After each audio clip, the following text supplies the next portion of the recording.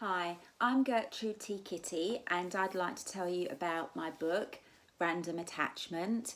It's a young adult / new adult romantic thriller. It's probably not suitable for anybody under 14 because it has got naughty bits in it. I'll tell you a little bit about Mia. She is the main character.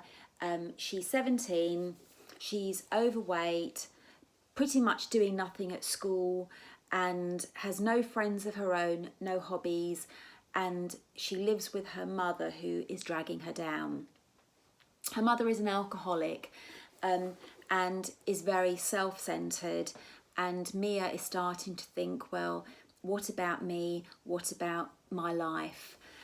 She's feeling quite fragile because she lives on a violent West London estate, and she's being victimised by one of the gangs on the estate, and that is contributing to a poor mental health state.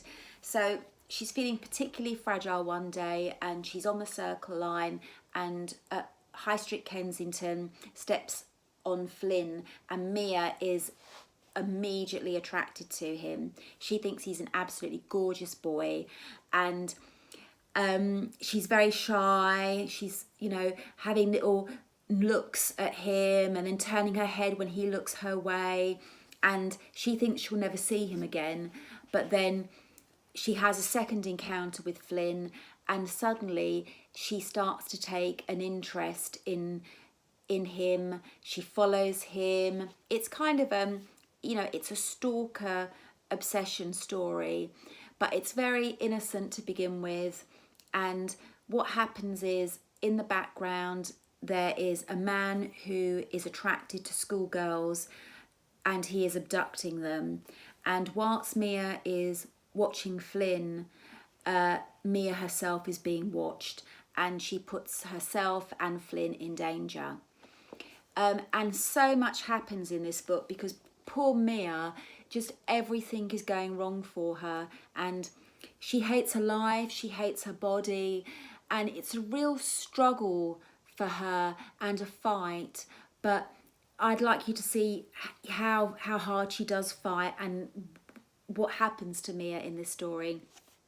And I really hope you buy this book, because at the moment it's on Amazon and it's sitting in a million of other books, and I'm having to plug it myself. I'm putting like photographs of the cover up in newsagents and coffee shops.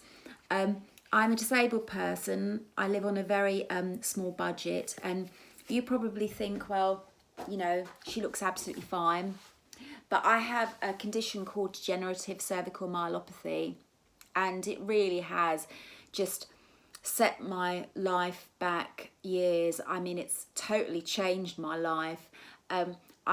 I'm quite housebound at times, and I've had 3 operations. There is a lot of titanium in my neck, and my spinal cord is damaged. My arms and legs are very weak.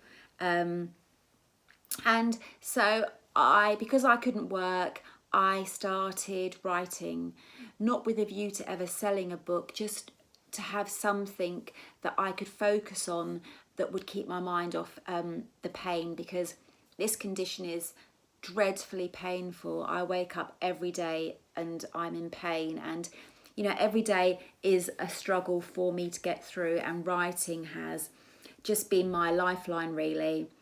And I love my characters. I think they're really real. I myself have been homeless as a teenager, and I've lived on a West London estate. Everything else in the book is completely fictitious, the people and what happens. But I think there is definitely a flavour of what it was like for me living on an estate.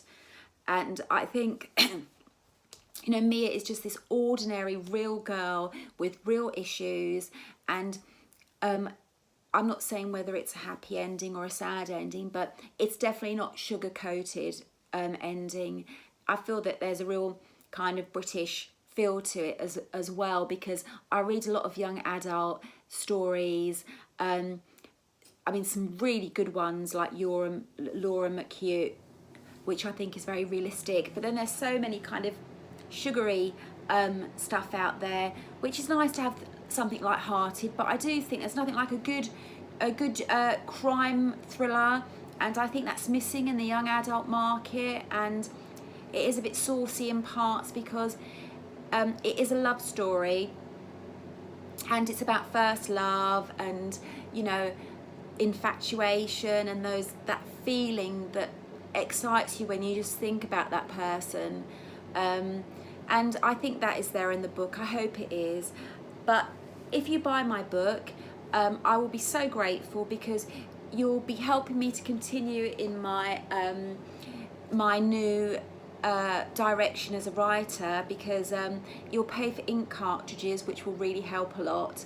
And I am hoping in time, when I make sales, to support the myelopathy.org, which is the charity that is related to my condition. And I'll show you this. It says, "Bar humbug to myelopathy." I'd like to say something a lot stronger, but I best not. And also I would like to put some of my money towards Centrepoint and the YMCA, because I just feel so sick about what's happening to young people in this country. And I was coming back from the hospital, St Mary's in Paddington, and I drove past with my husband. We couldn't stop, but there was a girl outside the station, and she was definitely a teen or a young woman, and she was sat on the floor in the pouring rain with her cup begging, and people were just walking by her like she didn't exist. And I think we've just become so hardened to things that I think if we watch that back on video, we'd be like, you know, aghast that why are not people stopping and putting money in her tin. And I would love to have taken her down the road to McDonald's, and that wouldn't solve her problems, but it might make her feel part of society and make her feel that she's human and cared for. Because I think, you know, if we don't care for children, you know, what sort of people are we? And I just think it's so much harder for young people today than it was in my day, because I left school, I had one GCSE or O-level they were called then, and that was in sociology, which wasn't much good. And I left school and I walked a week later into my first job, and I could have chopped and changed jobs if I wanted to, because there were more jobs than there were, you know, office juniors then. And it's just so much harder for young people to get jobs, and you have to be so well qualified now to get jobs as well. So I think there's so much pressure on young ones, and I think it's a disgrace that there's so many homeless young adults in this country. And I think it's quite shocking when you see people in temporary accommodation and there's like whole families living in one room. I have been homeless myself, and it was a very traumatic event, but straight away we were put in a B&B, and, you know, we were put in temporary accommodation about, you know, 3 or 4 months in a B&B, then in temporary accommodation, and then about a year in temporary accommodation, and then we were put in a council flat. So even though I found it very traumatic, it was more stable than what families are having to go through today. But sorry, I've spoken too much, and I really hope you get behind me and buy my book. I think you'll enjoy it. I think it's worth the money. And I would love feedback. Please give me some feedback, because so far I think I've sold about 35 books, and 2 people have left feedback, and they've given it 5 stars, which is lovely, but it's still only 2 people. So please buy my book and feedback to me, and I promise I will make my next book even better. Thank you. Bye.